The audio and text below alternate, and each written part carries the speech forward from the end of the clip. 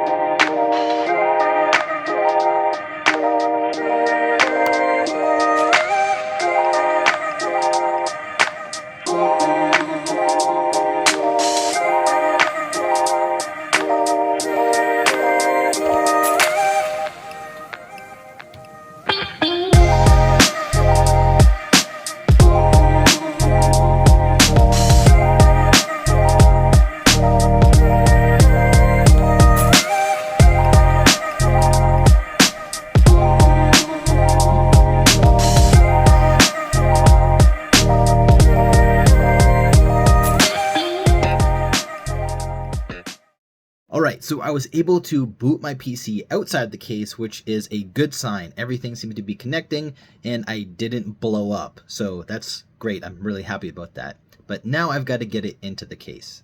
So stay tuned for that.